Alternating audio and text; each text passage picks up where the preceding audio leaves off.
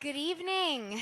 Welcome to the second event of Fearless Q, which is a week of events here at ASU that's been sponsored by 25 different student organizations here on campus. It's focusing on questions of life, culture, science, and spirituality. It includes 2 free lunches every day and evening events each night. You can follow us tonight on social media with the hashtag RaviASU, or you can find out more at our website, fearlessq.com. My name is Michelle Tepper. I'm your host for this evening. I work with RZIM, which is a team of global speakers and writers who engage on big questions of life and faith in various forums similar to these Fearless Q events worldwide. And tonight I have the great privilege of welcoming and introducing Ravi Zacharias and Vince Vitale. Let's give them another warm welcome.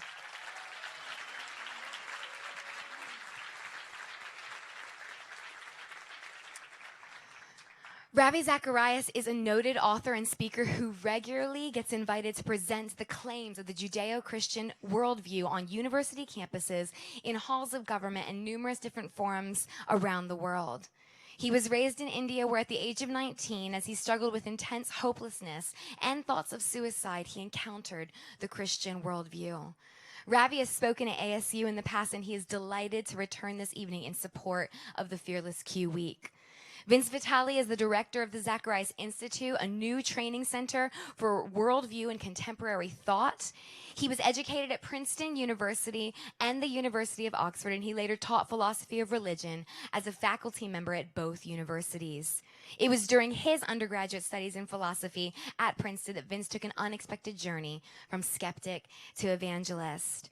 Tonight, they will both share from the subject of the book that they recently co-authored, Jesus Among Secular Gods, the Countercultural Claims of Christ. Vince will be introducing the topic first, and then he will welcome Ravi to continue the discussion. This evening will conclude with live questions and answers. And we want to invite you to even be engaging with what you are hearing during the 2 presentations tonight. You can do that by sending your questions in as they come to you during the text. And there's a number that's about to come up on the screen behind me. It's 480-648-4033. So if you have a question that you would like to maybe get to in Q&A, go ahead and send that to us even as they come to you during the topics tonight. And then we will be ending the evening at around 9:15. We will also be opening the Q&A to live questions, but I will give you more instructions when we open that later on tonight. So it's my joy and privilege to invite Vince right now to come and begin to address us on the topic.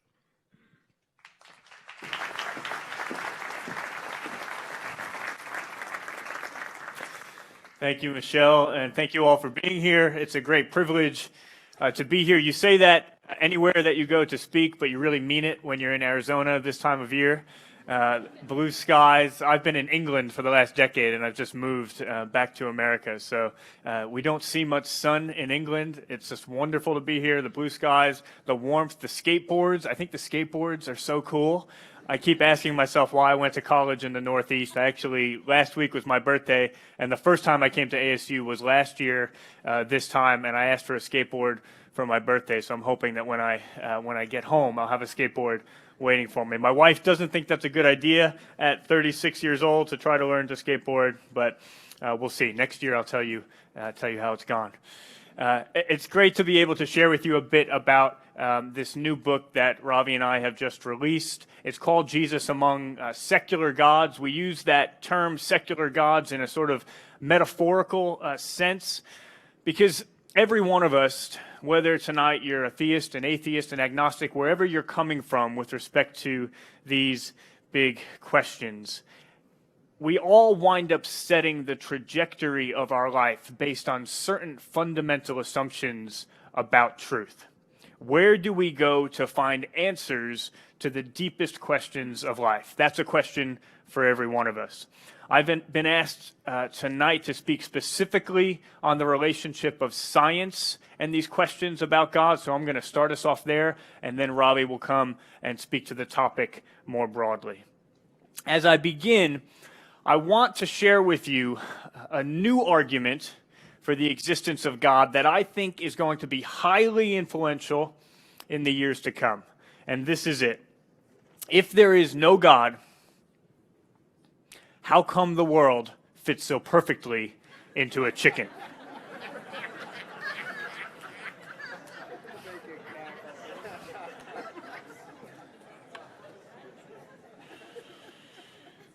All right, so that's just a joke, but for a long time, I thought that was about as rational as arguments for God could be. I was studying philosophy at Princeton University. I thought I was pretty smart, and I assumed that somehow science had discredited belief in God. We used to need God to explain rain and rainbows and shooting stars, but now we have scientific explanations of these things, and so we no longer have any need for God. That's what I thought. I vividly remember walking into a university bookstore, and I picked up a book and I read the back cover, which summarized the book as an attempt to hold on to a form of Christianity while explaining away all of the supposed miracles of Jesus in naturalistic terms. And I can remember hoping that it could be done, because I was attracted to the person of Jesus, to the generous, beautiful, courageous life that he lived. But I just thought that the traditional account of Christianity was too extraordinary to believe. A bit later on in my journey to faith, I found myself, through much research, incredibly surprised at how intellectually robust and how persuasive some of the arguments for Christianity are. And I began to exchange emails with a professor of the history of science at Princeton about specifically the relationship between science and God. And I'll always remember one email in which he enumerated a number of his objections against Christianity, and then in the last line, as if to trump all other arguments, he wrote, "Nor can I believe in a virgin birth." No further argument or explanation, as if to say it would be crazy to believe in such a thing. And it hit me at that moment that this is the assumption that had been underlying our entire debate. Christianity is the crazy option. Scientism or naturalism is the sober, sensible, rational option. And therefore, the burden of proof for belief in God is higher because it's such an extraordinary hypothesis. Richard Dawkins puts it this way: if you want to believe in unicorns or tooth fairies, Thor or Yahweh, the onus is on you to say why you believe in it. The onus is not on the rest of us to say why we do not. And I began to wonder, is that true? Or had I just assumed it without thinking it through? God may be an extraordinary explanation of the fact that right now I am standing on a rock that's rotating at 1,000 miles an hour while it's flying around the sun at 67,000 miles an hour as part of a galaxy hurling itself at over 1,000,000 miles an hour through a universe with laws so orderly that human life exists. God may be an extraordinary explanation of that. But criticism without alternative is empty. A hypothesis is only probable or improbable relative to what alternative hypotheses are out there. If God is not the explanation, then what are our alternatives? Let's boil it down. When we consider big picture explanations of the universe, how did all of this get here? There are really only three primary options. Number one, God created the universe. Now, admittedly, I'll just put my hand up and say that's a pretty extraordinary option. But let's look at what our other alternatives are. Alternative number two, the entire universe just popped into existence from nothing without any explanation. This is a very odd option. The physical stuff in our everyday lives doesn't generally pop in and out of existence. If it doesn't now, why should we think that it did at the beginning? Or a third option, the universe has always existed, or perhaps some series of universes has always existed. But this just pushes the oddness one step back. Now maybe you have an explanation of one part of the universe by some part of the universe that came before it, but you still have absolutely no explanation for why there is this vast universe in the first place. And I think that too is a very odd option. These three options exhaust the relevant alternatives, and every one of them is absolutely incredible. Every one of them is extraordinary. All three of them are well outside the realm of the ordinary. And even if you say, okay, I can see that these three options are all extraordinary, so I'm going to remain agnostic and I'm not going to commit myself to any one of them. Well, you're still committed to one of those three options being true, and that's just as remarkable. The conclusion that I came to as I started to reason this through further is that we live in a miraculous world. Whether you're a theist, an atheist, or an agnostic tonight, I don't think any one of us can get around that fact. No one has the choice to believe only in the ordinary. I don't think we've been left that option. In my own life, I had to take a step back and reassess the situation. I assumed that science had disproved God, but maybe that was just an assumption. Maybe that was a rumor that I hadn't really reasoned through. In the brief time that I have to speak tonight, I want to suggest three ways that I think science actually provide us with clues that point to God rather than away from God. And I hope these thoughts can be at least just a starting point. We're going to be here all week through till Friday night, a team of us, and I hope these will at least be a starting point for further conversation. The first clue I want to speak about is that the universe had a beginning. The Cambridge physicist Stephen Hawking confirms that all the evidence seems to indicate that the universe has not existed forever, but that it had a beginning. This is probably the most remarkable discovery of modern cosmology, yet it is now taken for granted. The universe has not existed forever. Rather, the universe and time itself had a beginning in the Big Bang. There are both scientific and philosophical reasons for reaching that conclusion. Feel free to ask me about them further in the Q&A. But here I want to ask this question. If that's right, if the universe had a beginning, how do we explain that beginning? How do we explain that at one point there was not a physical universe, and then at another point there was? How do we explain that change? Here's the answer of one prominent atheist philosopher. This is a scholar with over 12 books and over 150 peer-reviewed articles to his name. A very significant scholar. And here's what he suggests. Quentin Smith says, the fact of the matter is that the most reasonable belief is that we came from nothing, by nothing, and for nothing.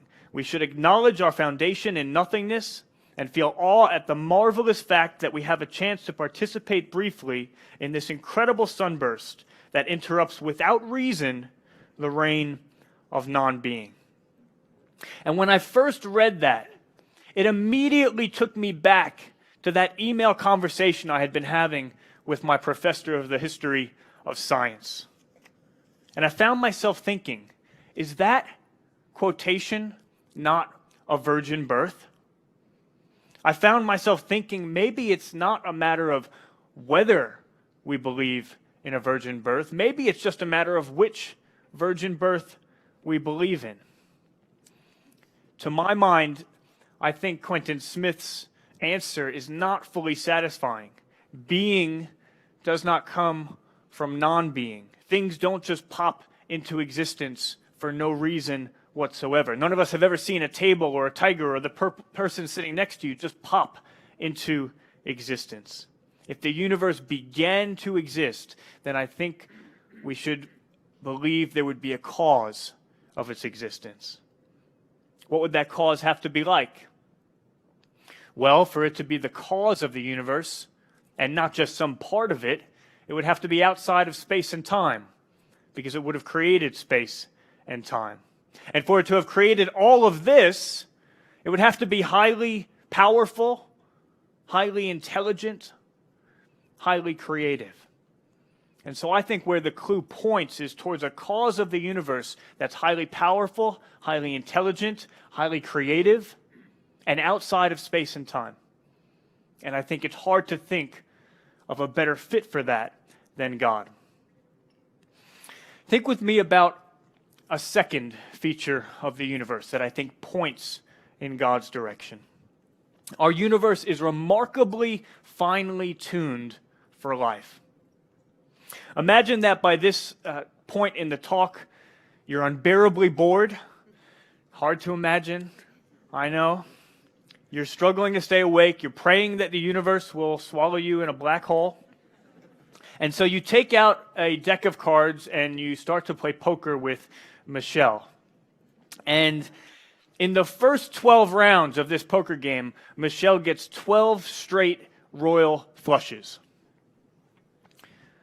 What should we think?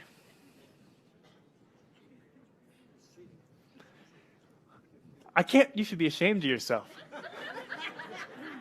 You see how quick they were to throw you under the bus? Yes, of course, she's cheating. Why? Because even if Michelle is a very honest person, getting 12 straight royal flushes just by chance is so incredibly unlikely that there must be someone messing with the cards. Now, over the last 35 years, the fine-tuning argument has suggested that we should come to a similar conclusion with respect to God.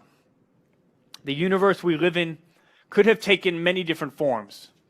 And scientists have approached a consensus, not just Christian scientists, but scientists in general, that there are dozens of fundamental features of our universe that had to be precisely the way they are for life to be possible. Not just life on the planet Earth, not just life as we know it, but any form of life anywhere in the universe. To take just one example, the explosive force of the Big Bang right at the beginning had to be within 1 part in 10 to the 60th of what it was in order for life to be possible. In other words, the percentage difference that you could have while still accommodating the possibility of life is a 0 followed by a period followed by 57 zeros followed by a 1. If the Big Bang had been even the slightest bit weaker, gravity would have caused the universe to collapse back in on itself almost immediately, far too quickly for any form of life to develop. If the Big Bang had been even the slightest bit stronger, then the universe would literally have dispersed into thin air. Particles would have dispersed so quickly and wound up so far from one another that all we could have gotten would have been cold, simple molecules, nothing like the sort of complex chemistry required for any form of life. That's just one example, and there are many more. The precision necessary for meeting some of these conditions, even on their own, can be compared to being blindfolded and having one shot with a super high-powered gun to hit a 1-inch target on the other side of the observable universe, almost 50 billion light years away, and hitting the target on your first try. Sir Roger Penrose, emeritus professor at Oxford in physics, he suggested that the overall precision necessary for life is less than 1 part in 10 to the power of 10 raised in turn to the power of 123. I would write out that percentage as I did before, but even if I were able to turn all of the matter in the universe into paper, I would still have far too little paper to write the number of zeros that would be required. Sir Fred Hoyle, the Cambridge astronomer, he compared the likelihood of life just on chance to a tornado that would blow through a junkyard and just by chance produce a perfect Boeing 747 airplane. These are the sorts of odds that we're talking about. How are we to explain these amazing coincidences? These royal flushes turning up hand after hand throughout the universe. I think we should come to the same rational conclusion. Someone got their hands on the cards and arranged the system. Someone designed the universe. And that someone would have to be old enough to be there at the beginning of the time to set the constants of the universe, powerful and intelligent enough to set them with incredible precision, and that someone would have to have a desire for human life, the sort of life capable of displaying virtue and love and capable of entering into a relationship. The most popular objection to this fine-tuning argument is to say, maybe there's not just one universe, but maybe there are many universes. And if there are many universes, then maybe it's not so surprising that one of them wound up life-friendly. I actually think that's not a very good objection. I don't have time to talk to it right now, but if you are interested, bring it up in the Q&A, and I'll be very happy to speak to it. Many people assume that the advancement of science disproves God. Okay, I did. But I think the reality is very different. Two of the most significant scientific advances in the last century both point very well towards coherence with belief in God.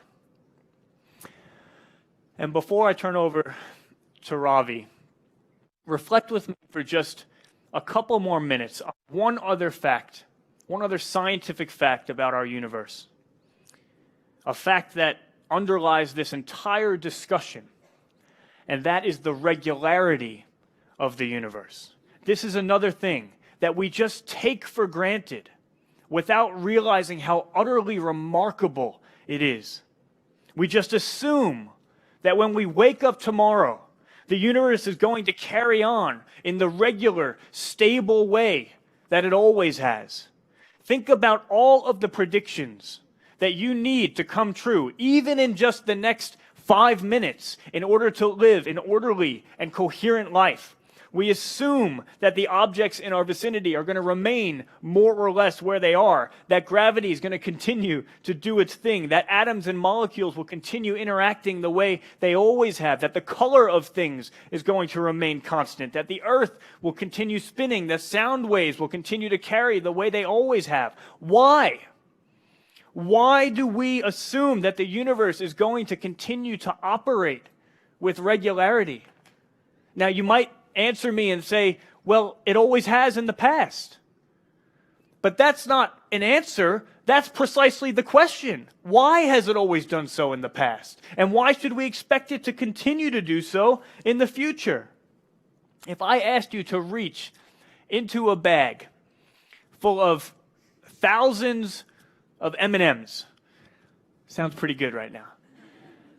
But say there was only one red M&M in this bag with thousands of M&Ms, and I asked you to reach in with your eyes closed and to pull out the single red M&M, you would not give yourself good odds at doing that. Why?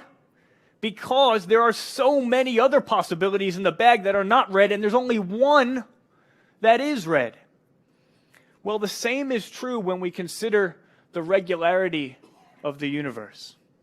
There are all sorts of crazy things that physics could do tomorrow, an infinite number. There are an infinite number of strengths that gravity could take. But there is only one way that it could stay the same, second after second, and day after day, and year after year. Every second, we are reaching into that bag blindfolded. And every time, over and over and over, we are pulling out that one red M&M. We are pulling out regularity. We just take for granted that the universe will, of course, continue to operate with regularity. The truth is, that's a great mystery. As Einstein put it, the most incomprehensible thing about the universe is that it is comprehensible. However, if God exists, then we have an explanation for the regularity of the universe. Because the universe is regulated by someone who cares for us deeply, and therefore designed the universe in such a way that we could live orderly and coherent lives that we could find meaning in. I believe God is the best explanation of the regularity of the universe that underlies the entire scientific enterprise. And so not only have I come to not believe that science disproves God, I've actually come to believe that only God proves science, because only God explains the regularity that underlies all of science. Now, this conversation about the relationship between God and science, God and the universe. It's one that the Bible encourages. It says, "For since the creation of the world, God's invisible qualities, his eternal power and divine nature have been clearly seen, being understood from what has been made." The Greek word there for "from what has been made" is poemasin. It's where we get the word poem from. And there are two things in the Bible that are spoken of as God's poem. We saw in that last passage that God's creation is spoken of as his poem. And then there's another passage of the Bible that reads, "For we are God's handiwork, created in Christ Jesus to do good works, which God prepared in advance for us to do." For we are God's handiwork. Another translation says, "For we are his masterpiece." That's the same word, poema, poem. We've been asking the question of whether the universe is the product of chance, undesigned, unintended, without purpose, or whether it is a poem, chosen, carefully crafted, deeply valued. But that is also a question that bears on every part of the universe, including every one of us. Are we, in Quentin Smith's words, from nothing, by nothing, and for nothing? Or are we a poem, uniquely designed by someone who loves us, uniquely designed for a purpose?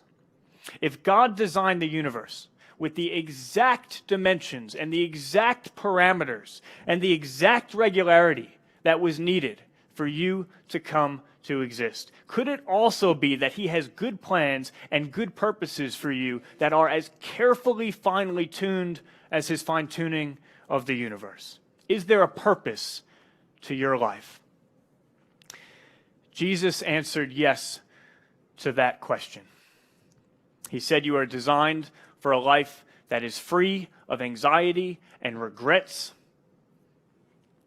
and shame and guilt, and a life that is absolutely full of love and joy and peace." The same question about the universe is also the question about our lives. Did we come from nothing, and are we headed for nothing? Or did we come from someone, and are we headed to someone? These are, I think, deep and important questions. I'm glad it's just the beginning of the week. It's a privilege to be starting these conversations, and I hope I can talk with many of you throughout the next coming days. I'm thrilled for you to be able to hear from Ravi tonight, not only because of his brilliant mind, but because he always treats everyone he interacts with respect. And I think more than anything, that's why he's been able to help so many people as they've wrestled with the deepest questions of life, and I'm sure that will be the case for you tonight as well. Why don't we welcome Ravi as he comes to speak.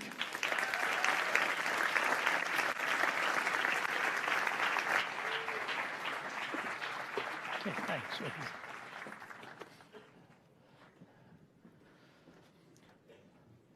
All right, am I wired up for sound? If so, I can begin by saying, "Oh, to be young again." It's nice to hear Vince and have him as a colleague. We've authored a couple of books now, and whenever a publisher talks to us about doing it together, I'm always happy to do it because he does the heavy lifting.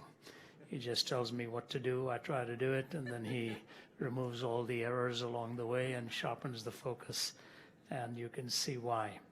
Thank you for being here tonight, and it's so wonderful to be back here in Arizona. I'm coming from, of all places, Las Vegas. And to see illustrations on cards was fascinating because I've been seeing real card games as we walk by. I'd never been to Vegas before, and just to walk by all of those machines and all of those tables. And in fact, when I got on the plane in Atlanta, the man sitting next to me said, "You're going to Vegas?" I said, "Yeah." He said, "So are you a gambler?" I said, "No, in fact, I'm not a gambler." He said, "Then why are you going there?" I said, "I'm going to speak at a missions conference." Now, if he had taken a bet on why I was sitting next to him, that would not have been the answer he was expecting from me. We had a fascinating conversation all the way. Yeah, Einstein, not Einstein, it was Muggeridge, who said the depravity of man is at the same time the most empirically verifiable, even as it is intellectually unacceptable.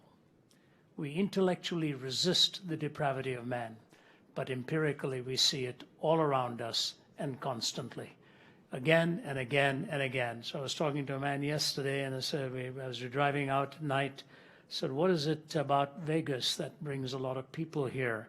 He said, well, one thing I can tell you about, nobody denies out here that they're really sinners.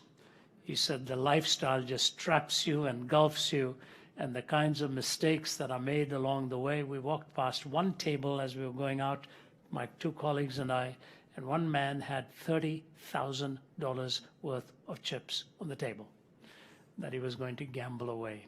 What a pursuit in life.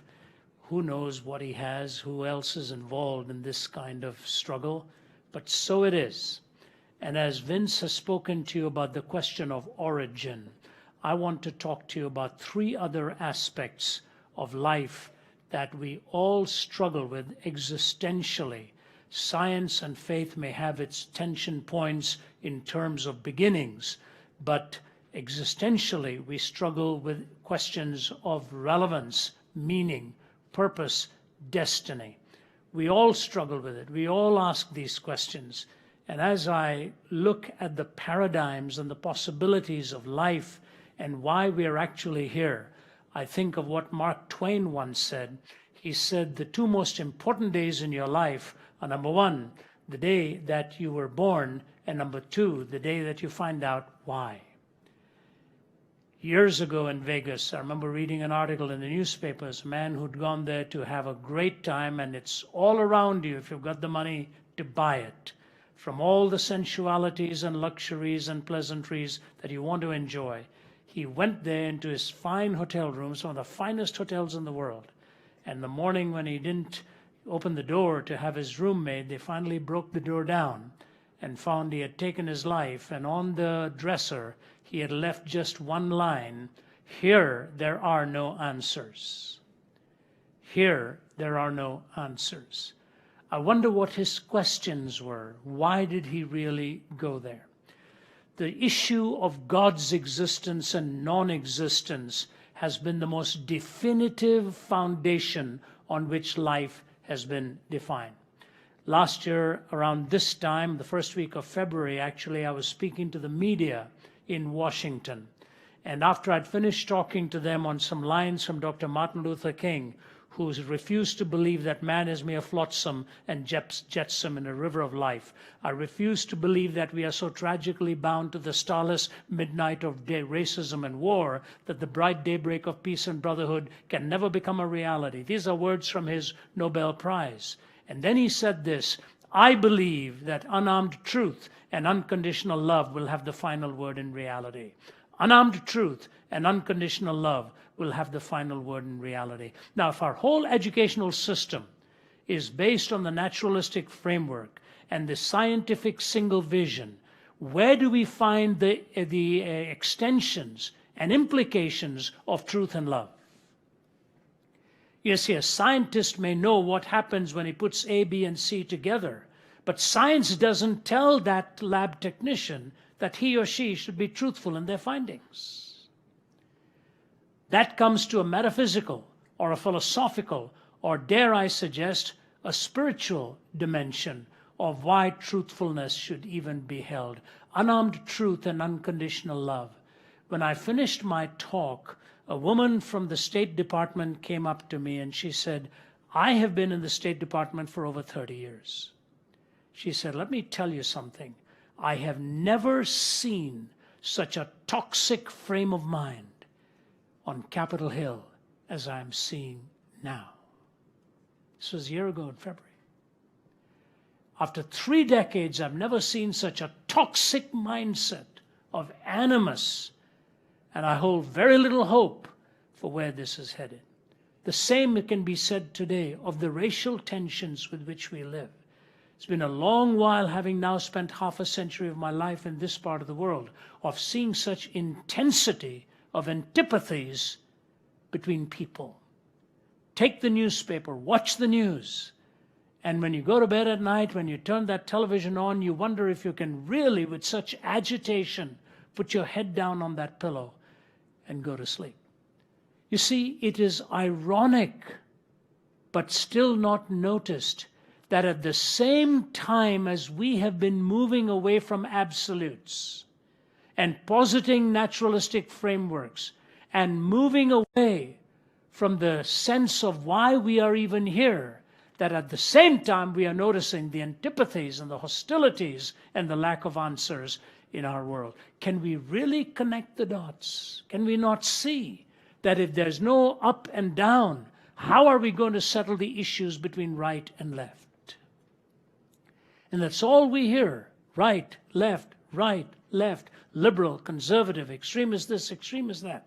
If we don't get the vertical dimension of why we are here, what it means to be human, that is the definitive starting point of why I speak to you and why I give to you the respect and the reverence and treat you as a person not of extrinsic worth given by society or by state, but intrinsic worth by the very created order. And so unconditional truth, unarmed truth and unconditional love are real pursuits. And I've often wondered if Dr. King were around today and he looked at what is happening, what he would say about his hope, whether it's being shattered or whether he would still, like a man holding on to one slender string on a violin, believe there can still be music if we can only know how to put it into the hands of the great musician. And so I want to deal as quickly as I can with the paradigm. Vince was dealing with scientism and hedonism and pluralism in the book. I dealt with atheism, humanism, and relativism.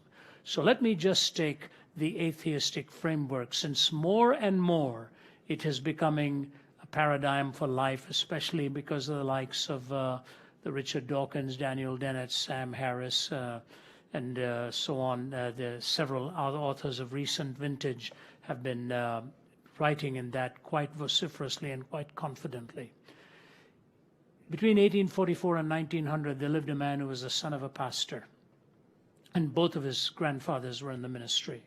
But somewhere along the way, with his lifestyle and so on, it's not too certain with his biographical data, but the idea is that somewhere, some biographers believe he'd contracted venereal disease, and ultimately in the last 13 years of his life spent moving between sanity and insanity. I'm talking about the brilliant man and the brilliant mind of Friedrich Nietzsche. So raised in this parsonage, and both of his grandfathers, both sides were in the ministry, but he chose to reject God and popularize the phrase, God is dead. But I want you to notice the honesty and candor with which he asked the implications of his own conclusions. Have you not heard of that madman who lit a lantern in the bright morning hours, who ran into the marketplace and cried incessantly, I'm looking for God, I'm looking for God. As many of those who did not believe in God were standing together there, he excited considerable laughter. Have you lost him then, said one. Did he lose his way like a child, said another. Or is he hiding? Is he afraid of us? Has he gone on a voyage or emigrated? So he shouted and shouted, and they laughed him, and he was laughed to scorn. But the madman sprang into their midst and pierced them with his glances. Where is God? He cried. I'll tell you, we have killed him, you and I. We are all his murderers. But how did we do this? How were we able to drink up the sea? Who gave us a sponge to wipe away the entire horizon? What did we do when we unchained this earth from its sun? Whither is it moving now? Whither are we moving now? Away from all suns? Are we not perpetually falling backwards and forwards, sidewards and in all directions? Is there any up or down left? Are we not straying through an infinite nothing? Do we not feel the breath of empty space? Has it not suddenly become colder? Is not more and more night coming on us all the time? Must not lanterns now have to be lit in the morning hours? Do we not hear anything yet of the noise of the grave diggers who are burying God? Do we not smell anything yet of God's decomposition? Gods do decompose, and he is dead. He remains dead, and we have killed him. But how did we, the murderer of all murderers now, how do we compose ourselves? That which was holiest and mightiest of all the world has possessed has bled to death under our knives. Who will wipe this blood from us? With what water can we purify ourselves? What festivals of atonement, what sacred games will we now need to invent? Is this not the greatest of all deeds, too great for us? Must we not now ourselves have to become God, simply to seem worthy of what we have done? There's never been a greater deed, you know, and whoever is born after us for the sake of this deed will be part of a larger history than all history hitherto. Here the madman fell silent, and again regarded his listeners. They too were silent, and they stared at him in astonishment. At last he threw his lantern to the ground, and it broke and went out. I come too early, maybe. My time has not yet come. This event will take time. And lightning and thunder require time. The light of the stars require time. Deeds require time. This deed is still more distant from them than the distant stars, and yet they have done it themselves. It's been related further on the same day that the madman entered diverse churches and there sang a requiem, Eternum Deo. Let out and quieted, he is said to have retorted each time, what are these churches now, if they are not the tombs of a dead God and the sepulchre of a dead God? I remember in my few days at Cambridge, my professor of philosophy, Don Cupid, who was one-time Anglican priest turned atheist. And he would look out of the window and point to some of the spires there in that beautiful King's Parade in Cambridge. And he would point it and say, this is what we once believed. We no longer can bring our minds to believe it. And ironically, he was an Anglican minister turned atheist. My professor of quantum was John Polkinghorne, who was an atheist turned Anglican minister, and now travels around speaking one of the leading quantum physicists of his time. Two opposite conclusions, two brilliant minds. What happens if you bury God and God is dead? Notice what Nietzsche said. Must not lanterns now have to be lit in the morning hours? Is there any up or down left? Who gave us a sponge to wipe away the horizon? What sacred games will we need to invent? How did we accomplish this deed? He knew that nature abhorred a vacuum, and something would have to come rushing in. We'd have to invent something. And so Professor Royal Rue in one of his books talks about the fact that we have to invent a noble lie, something that is beautiful, even though we know it is not true. Because we need the sacred, he says. We need these issues of love and mercy and grace and all. We must get them back. And since God is dead, let's invent a lie and find them back. He said the problem with Christianity is that it was a beautiful lie. We no longer believe it. We have to come up with a noble lie now to take its place. What is the struggle that is going on behind all of this?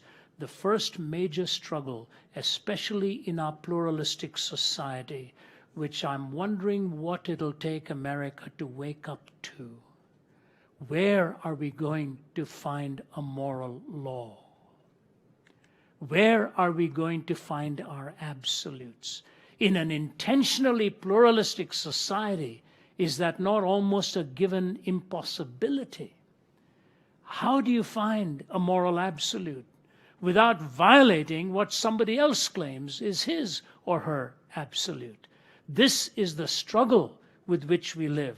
Kai Nielsen, the Canadian atheist, put it this way: we have not been able to show as atheists that reason requires the moral point of view, or that really rational persons, unhoodwinked by myth or ideology, need not be individual egoists or classical amoralists. Reason doesn't decide here.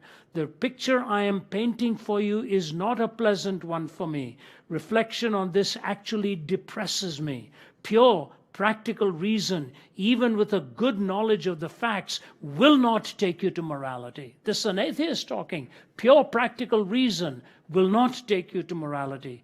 Bertrand Russell admitted that even though he lived in that naturalistic framework, he could not live as though ethical values were merely a simple matter of personal taste, and he found his own views quite incredible, he says. Those were his words. I find my own views quite incredible. I do not know what the solution is. Richard Rorty says this: if moral imperatives are not commanded by God's will, and if they are not in some sense absolute, then what ought to be is a matter simply of what men and women decide should be. There is no other source of judgment. Nietzsche himself made the comment, when we killed God, ethics died. When one gives up the Christian faith, one pulls the right to Christian morality out from under one's feet. This morality is by no means self-evident. Christianity is a system, a whole way of viewing things thought out together. By breaking its main concept, the faith in God, we break the whole. It stands or falls with faith in God. This is Friedrich Nietzsche talking. That was his quote.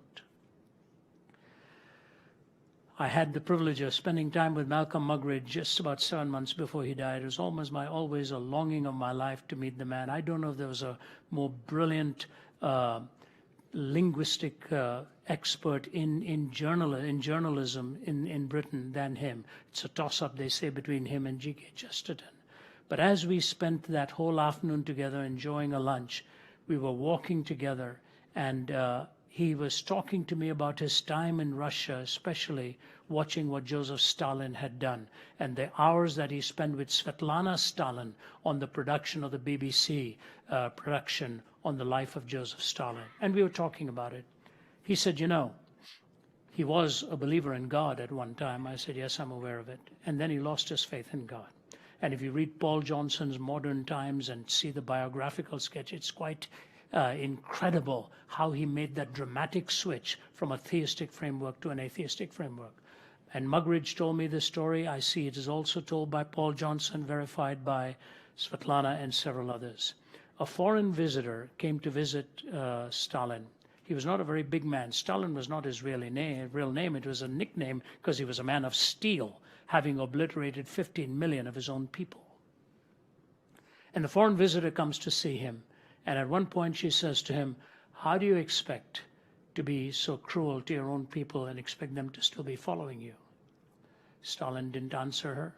He asked for the waiter to bring a live chicken. He took the live chicken and started to denude it, pull the feather out one at a time as the chicken was wincing, trying to break free from his clutches. He completely denuded the chicken, put the chicken down on the floor, picked up a piece of bread and walked away. And the chicken hobbled over towards him and nuzzled between his trouser legs. He bent down with the bread in his hand and started to peck away. He said, madam, have you got your answer? People are like the chicken. You torture people and they will follow you for the rest of their lives. I have tortured this chicken. It will follow me for food the rest of its life. Even Lenin, when he saw what was happening in Stalin's mind and the complete devaluation of human life, warned that he may be one of the most deadliest people that the Russians ever had as a leader. His paradigm shift. Now here's what I want to say to you. Yes, when Christendom was in control, the church didn't do a very good job either. It was tough on people, it was hard on people, and any time religion is politicized, it destroys both the political system and what true religion is meant to be. So that's not the point. The point is this: Stalin was working with a logical outworking of his own belief. When Christendom was cruel towards people, it was working illogically in contradiction to what the teaching of Christ was, who always took the victim, the poor, the exploited, and put them as the centerpiece of the one to whom he really was wanting to show the greatness and the grandeur of his love. And so to atheism, I think the biggest challenge, where do we turn for an absolute in our pluralistic society? See, I come from a land of India, over 1 billion people, and hundreds of thousands, if not millions, of deities. For centuries, they believed in the ethos of what human life was all about, and hence the greeting with reverence and respect. You go back to China, do you know, when I talk to Chinese politicians at the highest level, do you know what they tell me? We want ethics taught in China again because we lost our foundation for it. I've lectured at Tsinghua University, which is one of the most prestigious Chinese universities. What do they want me to speak on? Where do we find an ethic? Where do we find an ethic? They lived out that atheistic worldview in Mao Zedong and the murder, the slaughter of tens of millions. They don't know where to turn for an ethic. And that's why a philosopher of ethics has said ours is an age where ethics has become obsolete. It is superseded by science, deleted by psychology, dismissed as emotive by philosophy. It is drowned in compassion, evaporates into aesthetics, and retreats before relativism. The usual moral distinctions between good and bad are simply drowned in a maudlin emotion in which we feel more sympathy for the murderer than for the murdered, for the adulterer than for the betrayed, and in which we have actually begun to believe that the real guilty party, the one who somehow caused it all, is the victim and not the perpetrator of the crime. So when people like Sam Harris and all talk about, their theory of finding an ethic in well-being and all, it's the same old stuff rehashed again and again. But when you read the poets of old, right from the Romantic poets, they said, if naturalism is true, nature is red in tooth and claw. Nature is red in tooth and claw. And we are hereby the bequest of that kind of thinking. Christ contradicts that. And so many of us become afraid of the good in what Christ has to offer, for the moral law is given to us beginning with the very character and nature of God and the value that he places upon every one of us individually. Secondly, and quickly, the struggle for a moral law. Secondly, the search for meaning. Where do we find meaning? How do we find meaning? What does meaning really mean? When we talk about a search for meaning, I put it down to 4 components that we really implicitly or explicitly are looking for. Wonder, the sense of enchantment. Last night our hosts, we very, very rarely do this because our time is so busy, and I really needed to fly to be here, but I want to be courteous, so we stayed. And we went to the Cirque du Soleil show. Never seen one before. What spectacular technological demonstration, brilliance, unbelievable. You're in awe with what the artist can really do, not only with rhythm and with music, but in the spectacular nature of it. It's enchanting. It's the search for wonder that we all find again and again. And you look at a little child in the early days, all it takes is something that moves and it's wow. And then as the days go by more and more, that wide-eyed reaction till ultimately as young adults, what is it that really wows us? And we long for that mystery and beauty and splendor of what love is all about. We've lost it in our time. Let me just give you 2 quick illustrations of this. My little grandson Jude, who's 4 or 5 now, I better be right here or I'm in trouble. And at the age of 3.5, he's 5 now, at the age of 3.5, his mother had lost her car keys in the house, my daughter Naomi. She's a tiny little thing. And she slapped her forehead and she says, I'm losing my mind. I think I'm losing my mind. And this little kid, 3.5 years old, comes and plants himself in front of her. And he says, Mommy, whatever you do, don't ever lose your heart because I'm in there. Who told him to say that? Who taught him to say that? And you look at those tiny little lives, they find their entire meaning in belongingness. And that's why when Jesus was asked to illustrate the kingdom, he didn't go to a philosopher. He didn't go to a rabbi. He didn't go to a lawyer. He didn't go to a tax collector. He pointed to a little child and said, unless you become like one of them, neither shall you enter into the kingdom of heaven. Because they combine those 2 splendor-filled excellencies of simplicity and sublimity. The simple and the sublime. And the second illustration I give to you is this. This May, my wife and I will be celebrating 45 years of married life. I've been an itinerant. Actually, you should applaud her, not me.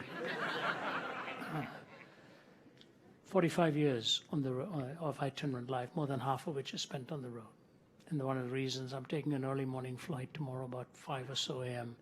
is because my daughter and my daughter-in-law are celebrating their birthday, and I said, I just have to be there. I have to be there. I have to get back. And as I look back of all the marvelous experiences I've had in life, of seeing practically so much of the world and being with people of great power and influence, I still find my fulfillment in coming back home where I know I am loved without any credentials claimed. You are accepted for who you are, not what you are. Bertrand Russell said his greatest regret in life was that he never ever found love in his life. If you read the biography of Ernest Hemingway, same thing. He lost his way. Brilliant man, brilliant writer. Wasted away in his last few years, pining without even being able to express physical intimacy. How did God design us?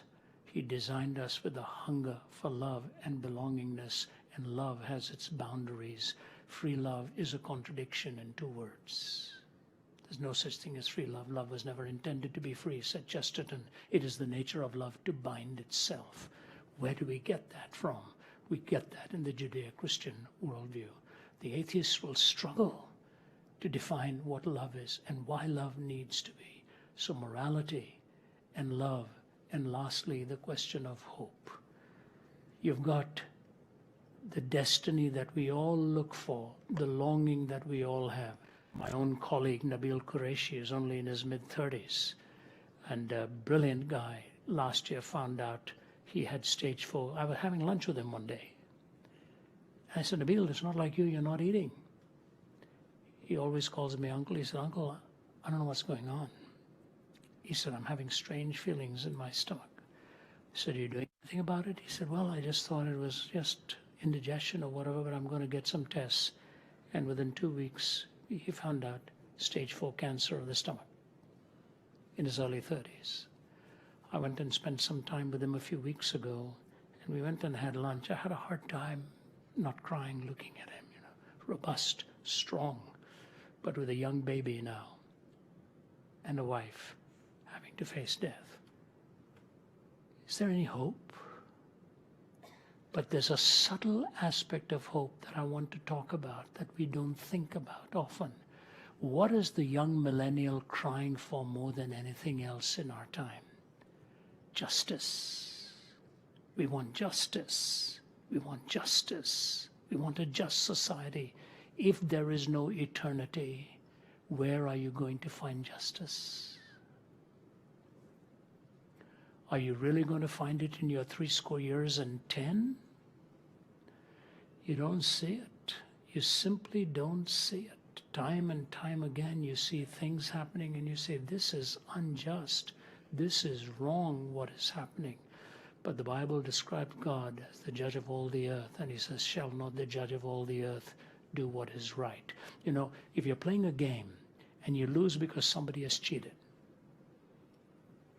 you really get upset. Not just because you lost the game, but because you lost it when somebody made a lie to seem like the truth. I was talking to one, John Smoltz, the great pitcher for the Atlanta Braves. He's pitched for us for many years, a good friend of mine, and we've been friends for many years. So we were talking some time ago. I'd finished speaking to the Braves at a chapel. And, he said to me, I said, what's the most difficult part of your life, John? He said, well, the training, the training. You never live without that hanging over your head. He said, but I've also found out something else. He said, when I stand on that mound, I have to make 100 good decisions that night. He says, and he named one of the players who said was the most difficult one to pitch against. He said, when we were playing against that team, I would be tossing and turning in bed that night. What is the kind of pitch I'm going to give to him when he does come up to the plate? And he said, as I would struggle on the mound, what am I going to throw him? What am I going to throw him? A, B, C, D, and go through. He said, then you find out he was taking all these artificial supplements and stuff like that to become brilliant. He says, you don't know how angry that makes me, he said. that you're sweating bullets on the mound trying to figure out what to throw this boy, and you find out at the end of it that he's been taking all this artificial supplements to be able to outwit you. And men all of a sudden look pretty low down when they are doing that to them. That's only a game. Think of life. Why are we debating the refugee issue? Because we want to choose between compassion and what's right, and safety and what's going to be a risk. We don't want to be caught on the wrong foot here. And so I say to you, the Bible reminds you and me that He's made us for a purpose. I have made you for myself, says God. And Augustine says He's made us for Himself, and our hearts are restless until they come find their rest in Thee. So we've got origin, meaning, morality, destiny. These are the 4 questions of life. And let me just close with this. How are we going to find the answer? How are we going to find the answer? And the answer really has to be found in the true admitting of who we are in our hearts. Who we are. I remember speaking to a Muslim cleric, a very fine gentleman in Syria, Sheikh Hussein. We had a 3-hour dialogue before an audience, one of the nicest gentlemen I'd ever met. We had the interpreter between us. We had a cordial conversation. He was the leading Shia cleric in Damascus. Always would refer to me as professor, wanting to have a cup of tea with me, wanting to take me out for this and that. And then after we finished our dialogue, the way the dialogue went, I would ask him one question about his faith, he would answer it. He would ask me one question about my faith, I would answer it, and the audience would respond with questions. At the end of it, he looked around the interpreter and he said to me, Professor Zacharias, he said, I think the time has come for me to say this. We have to stop asking if Jesus died on the cross and start asking why. I said, may I quote you, sir? He said, yes, you may. Why? Why is the cross the centerpiece of the Christian story? Is because the problems that we face in the world are not around us, they're in here. And until the heart is transformed individually, we will never see peace externally. My peace I give to you, says Jesus, not as the world gives. And He gives that by the transformation of the heart. You look at atheism, the struggle to find a point of reference morally, struggle to find the source for love, and a struggle to even find how to move towards justice. Because if there is no ultimate hope, there is really no ultimate justice. Vince dealt with origin. I've brought you morality, meaning, and destiny. Those are the 4 points which frame your worldview. And we believe firmly it's in Jesus Christ that worldview is framed with coherence and correspondence. God bless you. Thank you for giving me hearing. So I have got a first question that has come, and actually this will be the only question tonight that we're posing specifically to one person, and this is because of Vince inviting these questions at the front of his talk. So this question is to you, Vince. We're going to just set you up since you asked for it. I invited that question for Ravi. You know. Actually. Yeah. And here is the question. It's going to come up on screen, actually. Vince, what is your objection to the multiverse theory? Great. So thanks for asking that question, and feel free to come and talk to me further about it afterwards as well. Here's my thinking about the multiverse objection, and just to remind everyone, because not everyone may spend most of their days thinking about multiverses, the objection is, let's say there are many universes and not just one. If that's the case, then maybe it's not so surprising that one of those universes, just by chance, wound up friendly for life. And so maybe we don't have to conclude that God designed the universe. Maybe it just came about by chance, but there are many universes and one of them wound up friendly for life. The first thing that I would say in response to that is that although we have a hypothesis from some that there are many universes, we don't have compelling evidence where we actually have that conclusion.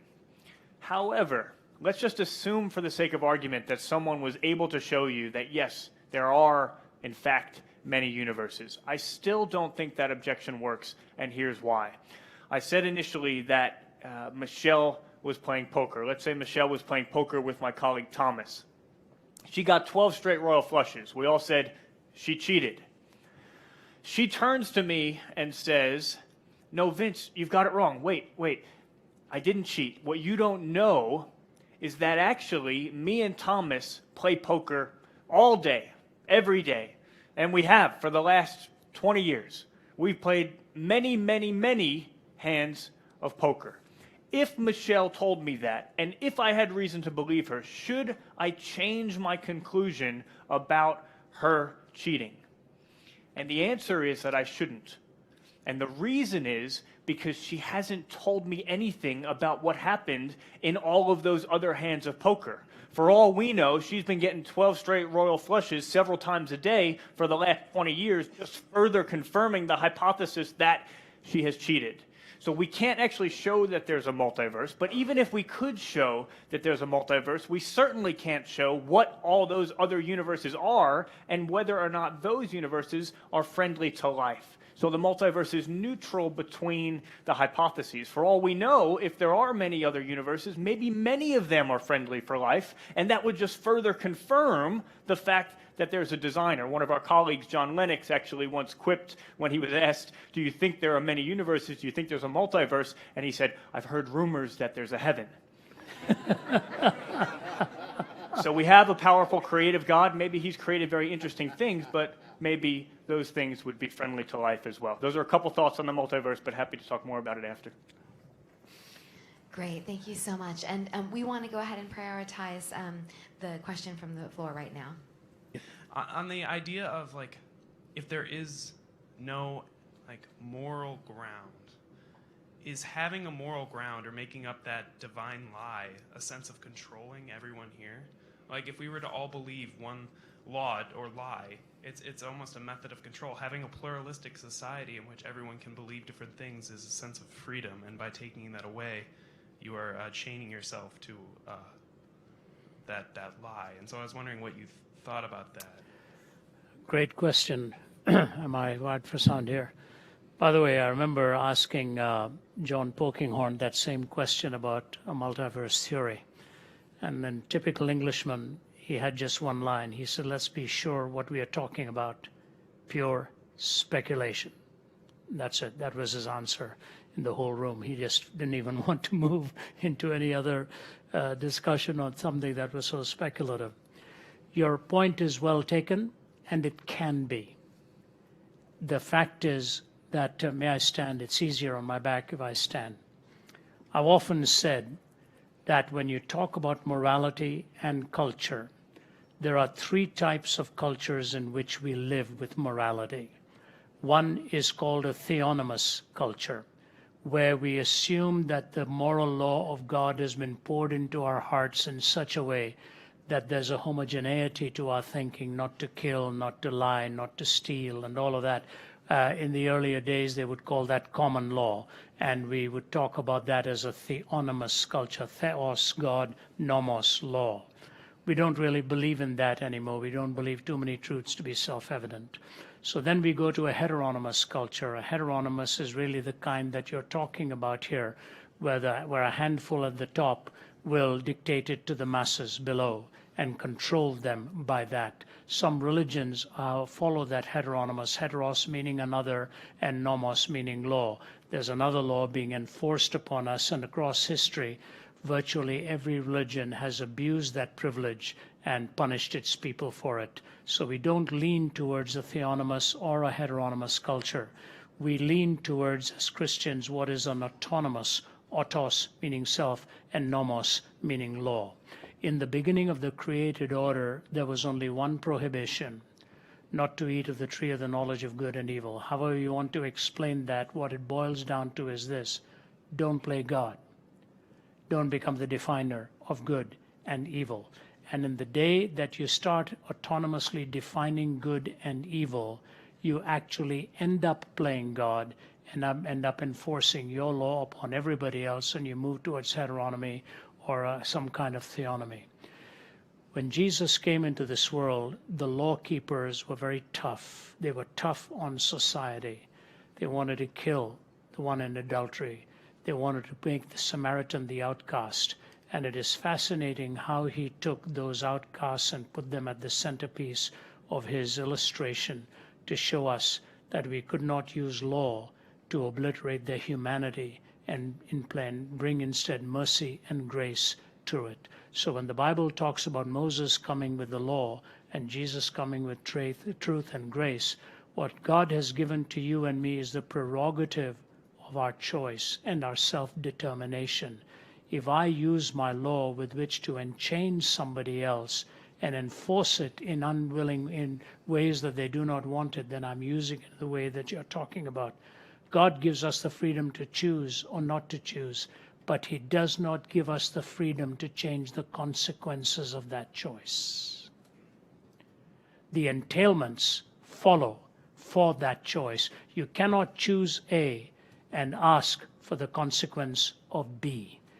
A has its logical entailments and its logical outworkings. So that's why we are free to choose, but we cannot be free to choose alternative consequences because there is a logical connection between the choice and the entailments. That, I believe, is the difference in the Judeo-Christian worldview, which gives you the freedom to believe or not to believe, but it does not give you the freedom to change the consequences that are linked to the choice made. Thanks. You're welcome.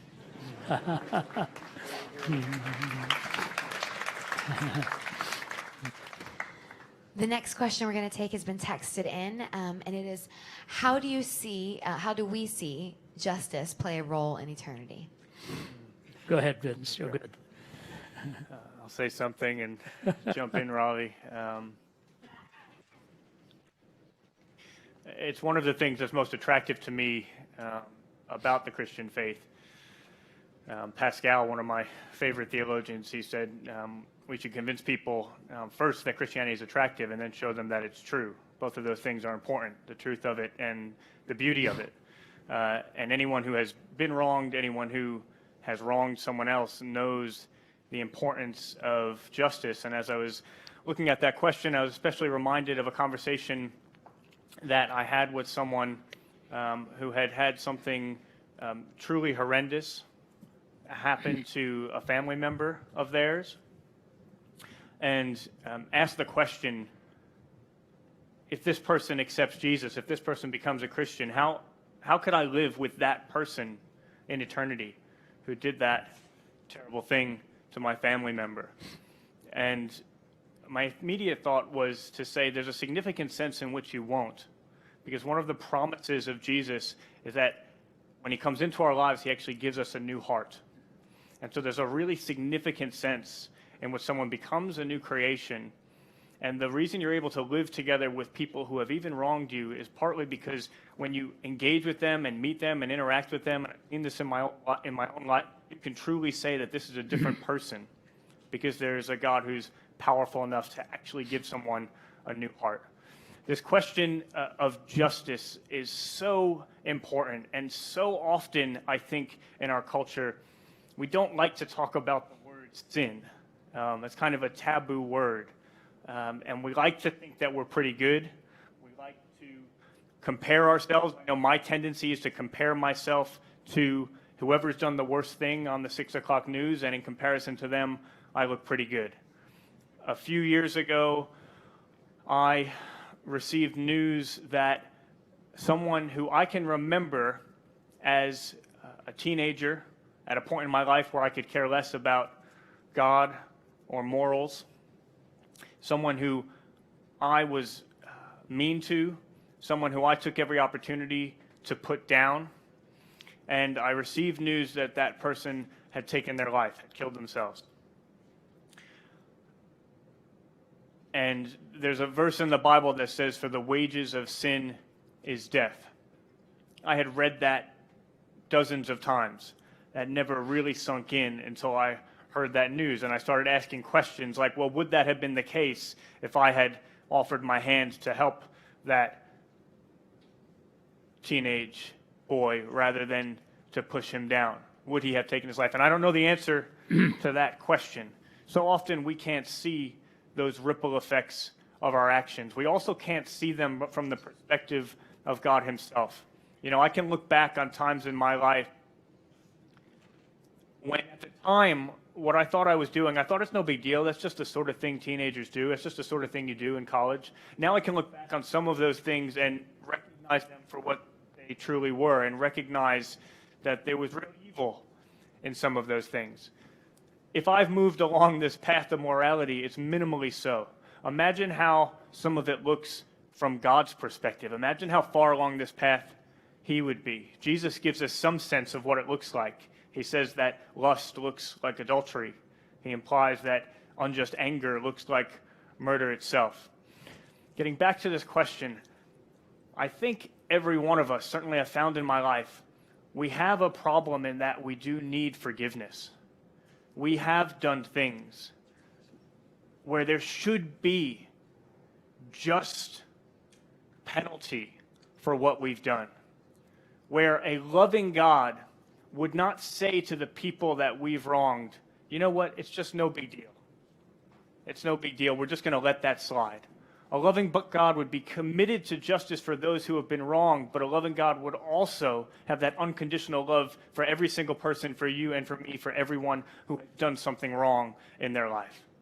So what does that look like in the context of eternity? I think the Christian faith is the only faith in where you can hold on fully to both this love and this justice, because you have a God who loved us so much he would come down, and on the cross he takes on himself all that justice that is required so that he can extend that unconditional love and mercy to every single person.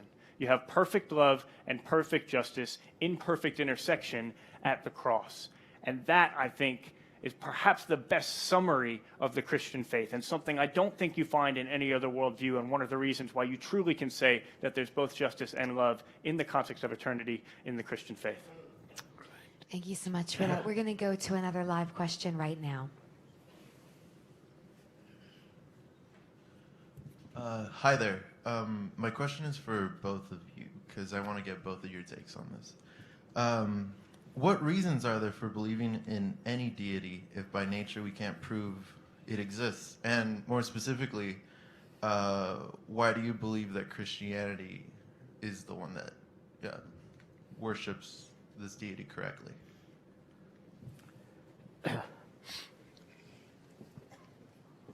I could go either way, start with either of them. Let me give you a quick take on the first part of it and the second take on the person of Christ. And by the way, it's a great question.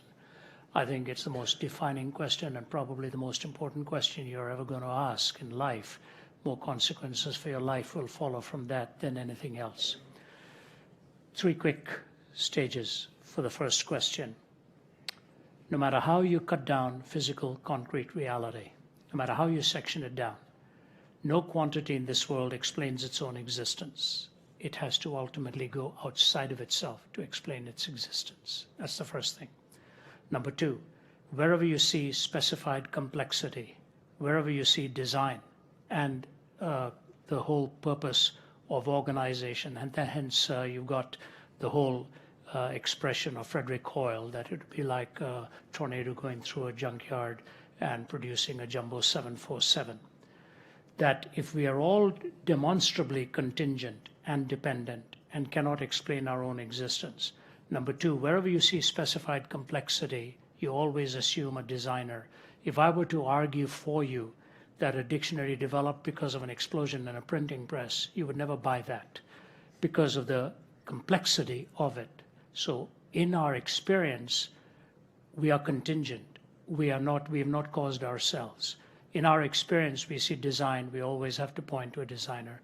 And number 3, if you look at the very person and work of Jesus Christ. And so let me take the last part of it as the most important one on why I believe Jesus Christ to be the only way. When you take the 4 questions of life, of origin, meaning, morality, and destiny, and put the 2 categories for truth, correspondence and coherence, and take the 3 tests for truth, logical consistency, empirical adequacy, and experiential relevance. You've got 1, 2, 3. All right? The fact of truth, the correspondence, coherence, theories of truth, logical consistency, empirical adequacy, experiential relevance. You put the questions of origin, meaning, morality, and destiny to any worldview, any of the major religious worldviews, you will find only in the teaching of Jesus Christ that you find there is a correspondence to reality and a coherence to his answers. I don't want to get into other worldviews here and try to put some of them down, but let me just take one simple explanation, for example, on the death of Jesus Christ and the cross. If you go to the Islamic worldview, they will answer your question on how you attain paradise. And the answer is your good deeds have to outweigh your bad deeds. That's classic Islamic doctrine. If you go to the Gita or the Mahabharata or the Hindu scriptures, and you ask them, how do you attain nirvana? The answer is in the payment of your karma. You always have to pay. Whether it's Hinduism, Buddhism, all pantheistic worldviews, one thing they all believe in is the karmic law of cyclical, every birth is a rebirth, and every birth pays for the previous one. When you go through that very issue, from whether it's Islam or whether it's a pantheistic worldview, and you come to the teaching of Jesus Christ and the centrality of the cross, both of those worldviews, all of those worldviews, are ultimately looking for grace and forgiveness, but they're not offered. They're not offered. I wrote a book on an imaginary conversation between Krishna and Jesus and new birth or rebirth. And if you read the Gita, for example, one of the things that Krishna is talking about is the sacrifice. We need the sacrifice. We need the sacrifice. And I've asked Hindus on that, have you found it in there? And the answer is no. So when you talk of grace and forgiveness, which of us doesn't need it? We all need grace. We all need forgiveness. And that's why I believe the cross to be the centerpiece. So Jesus describes my human condition. He provides for my malady. And in the perfection of his life and the resurrection from the dead, you see that coherence and correspondence that is not found anywhere else in any other worldview teaching. In fact, the questions we ask make Jesus' answers look even more persuasive and more compelling, because those are the very things we look for. And if you take the simple passages of Scripture from the John 3:16, for God so loved the world that he gave his only begotten Son, that whosoever believes in him should not perish but have everlasting life. A handful of words, just a handful of words. The beginning is filial. We have a relationship. The reception is conditional. Whosoever believes in him. The range is eternal, but behind it all, it's legal. There is a moral law at work, and that is provided for in the gospel story. So when you move to the contingency of our existence, the specified complexity of our existence, and the historic demonstration of the person and work of Christ, and you see the answers of Jesus, you take the question of origin, meaning, morality, and destiny, apply the tests of truth. He's the only one who answers the questions with correspondence and coherence.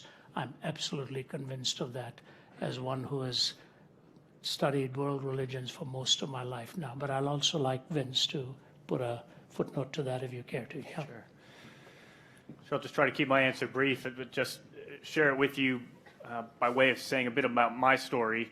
I was first challenged to begin reading the Bible in college by some friends I had made on the soccer team I was playing on. And when I began reading through, I would cross things out and add things. And I used to write a big BS in the margin wherever I disagreed, not to denote good passages for Bible study, unfortunately. I continued reading, and I got past the Gospels about Jesus' life, and I got into the book of Acts, and I started seeing all these words about persuading and convincing and debating and even proving.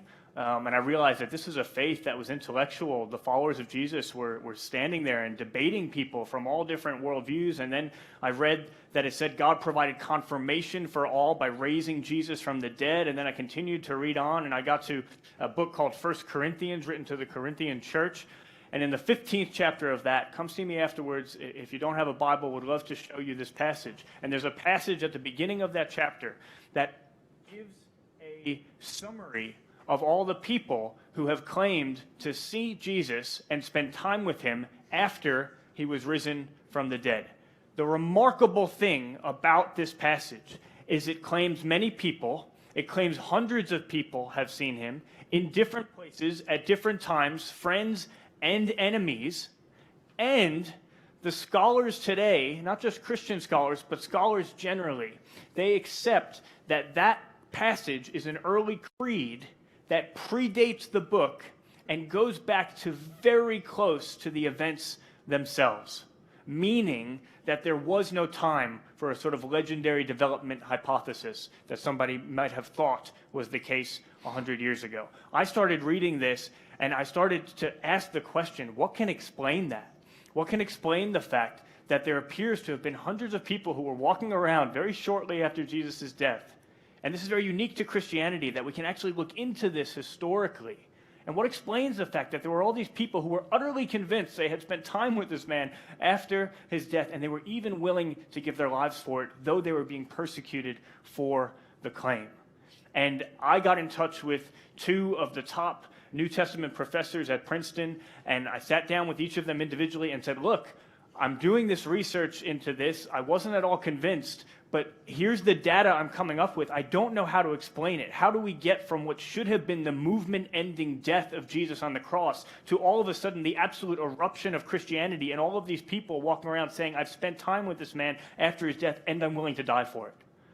I can see how a miraculous resurrection would explain that. But if that doesn't, what else does? And one of them glanced without conviction towards a mass hallucination theory, which is riddled with problems and doesn't have any degree of credibility in the literature.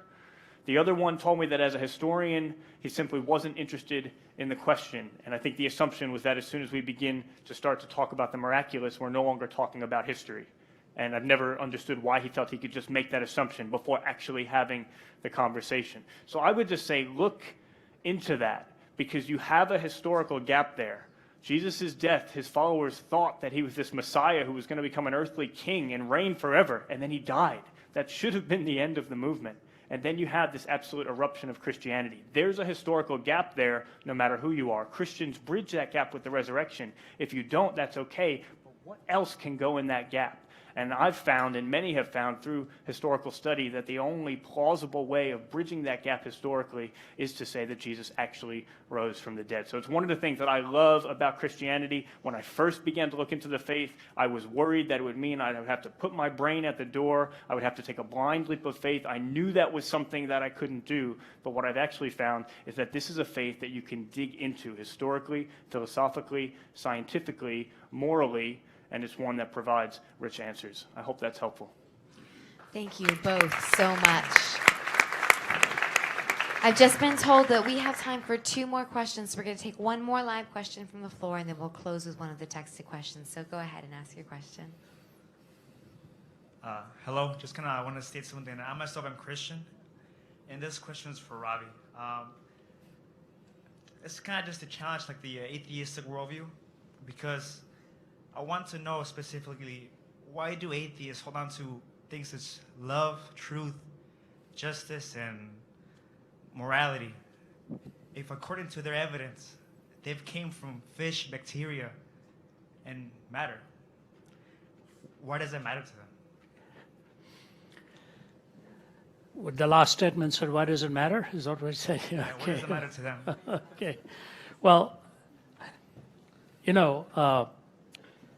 I was very much, I don't know if I would call myself a loud atheist. I was a non-theist. I never believed in it.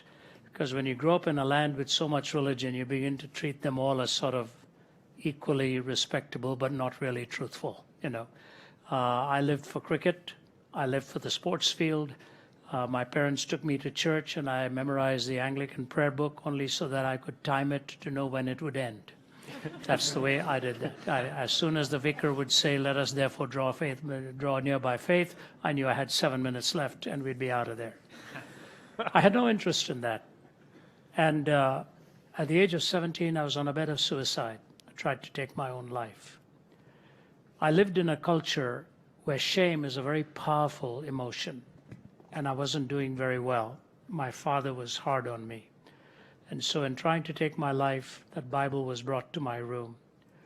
And I couldn't hold it because my body was dehydrated. I had tried to poison myself, and the moisture was all expelled, and I was literally rushed to the hospital in emergency.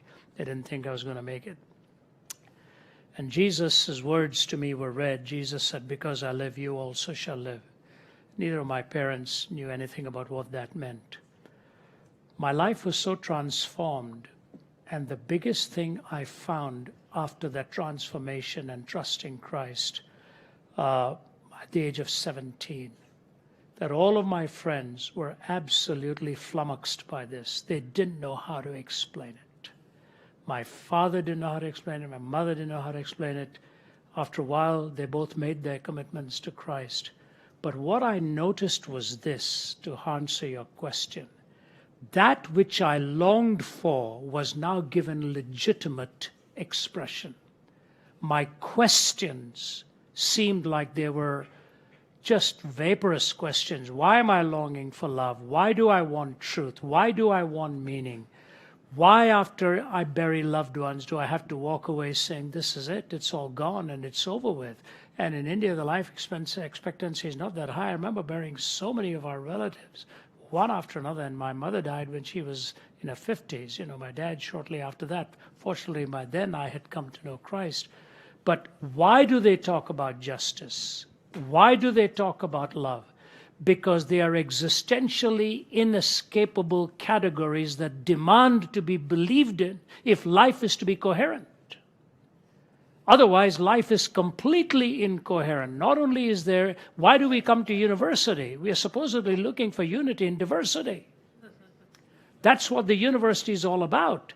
And when we've lost the unity and diversity and there's no queen of the disciplines anymore to give us our moral reasoning, it is fascinating what Gertrude Himmelfarb from Columbia University in her book Roads to Modernity says. She says the difference between the United States and England over against Europe in the Enlightenment experiment is that for the French philosophers, what lay at the bottom of all of their thinking was rationalism, right? Rationalism, reasoning. So whether you go to Descartes or you go to Voltaire or whatever, it was always reasoning. Although Descartes and all were really churchmen and theists, Voltaire was not. But rationality was at the bedrock of all of their thinking.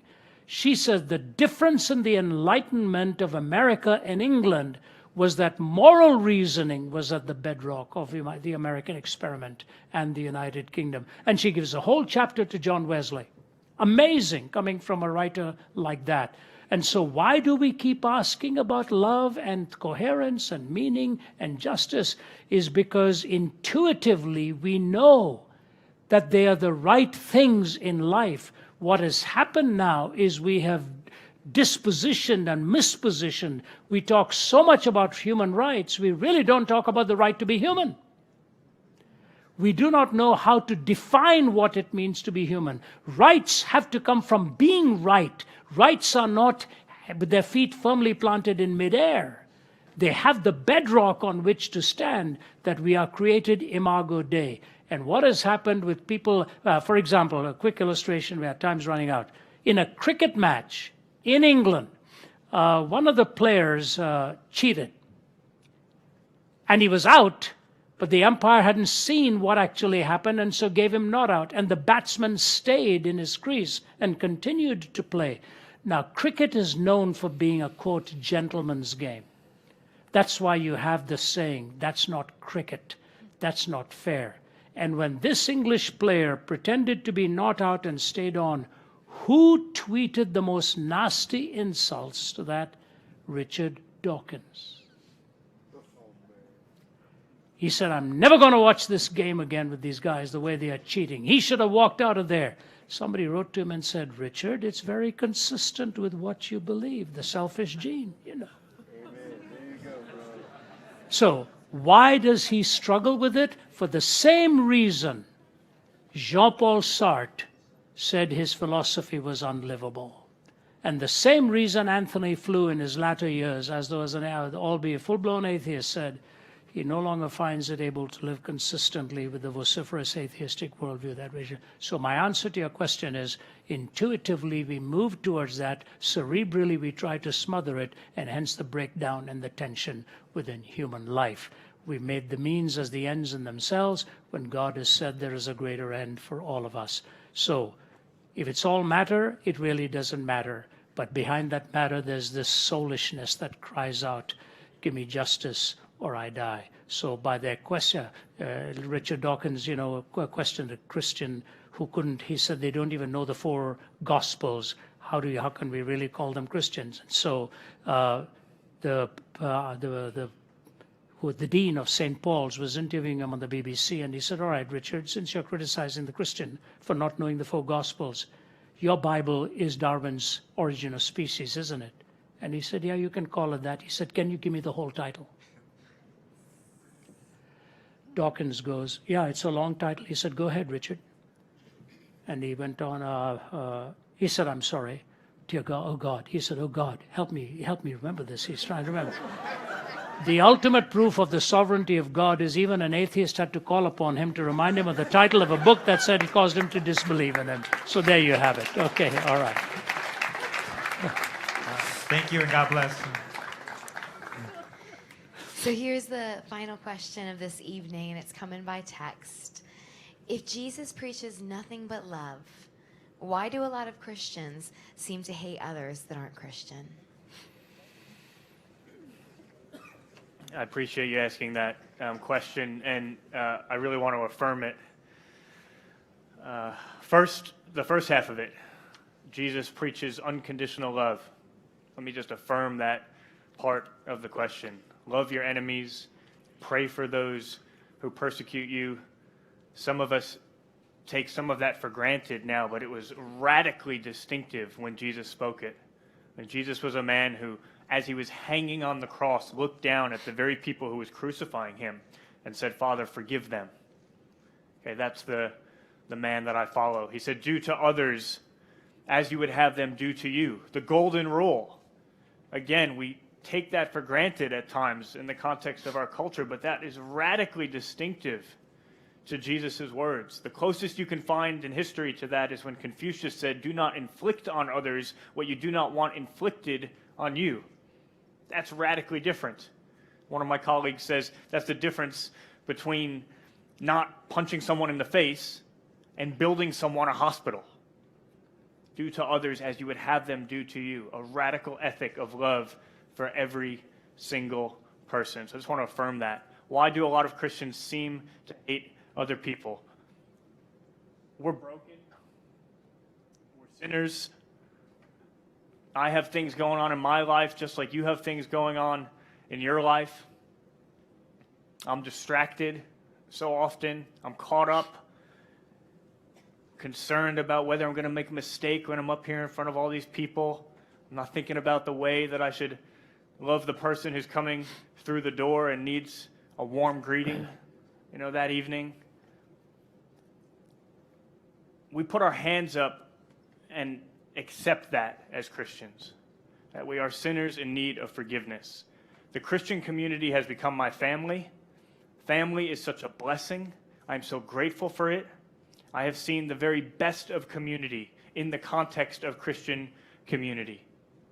Jesus talks about the fullness of life.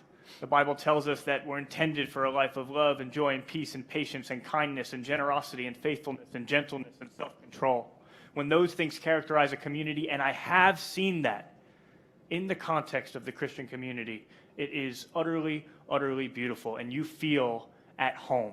I don't know if you have one place in the world where you feel most at home. You feel at home in the context of that community precisely because of that unconditional love of God, that you know each other person in that community does not put upon you because of your achievements or what you merit or how deserving you are, but simply because you are a child of God, simply because you are created by Him. That's a beautiful thing. But I have also seen Christian community that's broken and that is unhealthy. It is my family. And so I want to say this in full sincerity. If you are here tonight and you have been wronged, you have been hated by a member of my family, of the Christian community, I am sorry. And please, will you forgive me? Will you forgive my family for that? That is in absolute contradistinction to the person that we follow. And I just absolutely hope, if that is the case for you, would you please give us a second chance? Because I have seen community that is home and that has purpose and that is loving as Jesus intended it to be. Why don't I turn over to Ravi and let him speak to this question as well?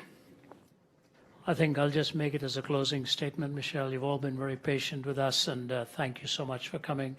I think I was here about 7 or 8 years ago or something, and we were in one of the arenas there, and nice to be back at this stage of my life. I don't know when I go back anywhere, but I just can only commit to so much. I was sitting here thinking as Vince was giving that answer, I meet people that talk to me privately, and they will hold some pretty key positions in life. I remember one African president putting his arm in mine as we were walking and talking about how his whole country was just falling apart, completely falling apart, and they had no answers. And I'm sitting here looking at the United States and what we are going through. I was in Russia a few weeks ago, and a man took me out for breakfast, and he said, I'll tell you something as a Russian. I always had hope for the future of this world because of America. My whole hope was based on America.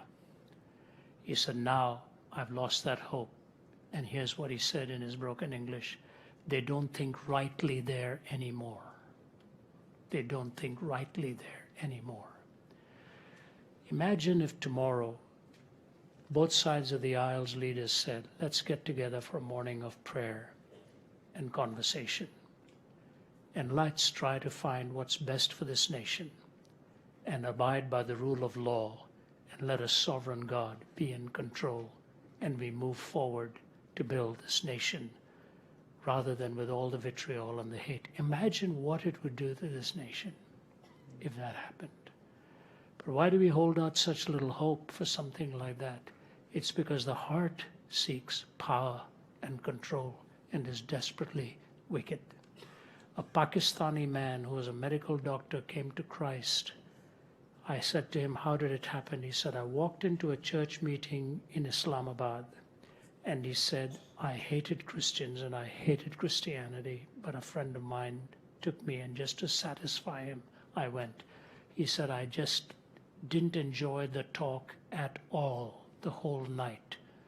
He said, but the last 2 lines haunted me. The speaker ended by saying this, in surrendering, you win. In dying, you live. In surrendering, you win. In dying, you live. When you surrender your ego to God Himself and you die to yourself and let Him give His life within you, you are then a new creature. You are a new person. In December, I had the privilege of speaking at a Mother Teresa Award for a brave life that had protected his friends and to call for an end of terrorism. A few in the audience were there with me. I can't go into the details. They were all non-Christian men, primarily a non-Christian audience, predominantly. And all of the speakers were from a different worldview. I was asked to bring the keynote in closing because I'd known Mother Teresa and had spent some time with her. And so I ended by this. I said, you know, in 2008, the terrorists broke into 2 hotels in Mumbai, at the Taj Mahal Hotel and the Oberoi Hotel and 1 or 2 other spots. I've stayed in both of them, they're beautiful hotels. And they just opened gunfire and mowed down a whole lot of people. There was blood everywhere in those 2 beautiful hotels. I said, you all remember it. In fact, some of the first responders were in the audience there. Some of them paid with their lives. Some of them were there at that audience. I said, you remember the carnage? I said, amongst the many that died, one was miraculously spared. And he was a film actor, actually Indian-born English film actor. And I said, I was in Mumbai a week after it happened. And when he was being interviewed on the television in Delhi, or in Mumbai, they asked him, how come you lost all your friends and you're still alive? He said, I have no explanation for it. He said, we all ducked for cover under the table and the bullets were flying. And I was piled on the heap of bodies below me, and I heard footsteps coming towards me. I knew it was the footsteps of the gunmen. I knew the barrel of the gun was raised, and I was afraid the trigger was going to be pulled, but he didn't do it. And he walked on.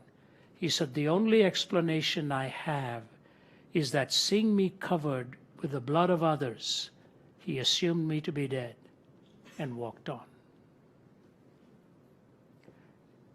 And I ended by saying, in every noble deed, there's a greater metaphor to be pointed to and a greater reality. I said it is not just crass language when Christ tells us that he has covered us with his blood so that you and I may live and have eternal life. In surrendering, we win. In dying, we live. That is at the heart of the gospel. And I pray if you don't know him, you will take the Gospel of John and start reading it and ask him to speak to you. If you do know him, shine a light so brightly that people will see your good works and glorify your Father who is in heaven. We are honored to be here, and may God richly bless you here at ASU. Do well. Thank you. It truly is our honor to have you both here tonight as well. Would you mind just closing us in a word of prayer? Sure. Do you want me to do that? Yes, Yeah. please. Father, I thank you so much for this university where bright minds come to be informed, to be taught, to grow, to become better citizens of this world. Thank you for those who worked hard for this event. Father, we are a nation in great need. We are in disarray. We are a troubled people, and there are no answers, humanly speaking. You alone are the one who's able to break through and turn hostility to warmth and friendliness, turn antagonism to receptivity. You're the only one who can change the hostile heart to a place where you can make it your home. You remind us again and again how true your word is and how great your love is. We are living at a time where truth is no longer believed, Lord, and love is so ignored. Will you change that? Let our children, our grandchildren, and our young see a nation living by the truth and living in love. Help us to learn to get along even in spite of our differences, to respect one another, to be civil to each other. Thank you for the constant rising of the sun and the setting of the sun that brings us a new day and new opportunities. Thank you for the great possibilities that lie in this land, the generous heart of the American people that for decades have blessed so many. I am one of those who has received those blessings because of generous hearts from here. Let your blessing rest upon this institution. Make this a great week with the speakers and the team. Let lives be transformed. Thank you for giving us a hearing by your grace.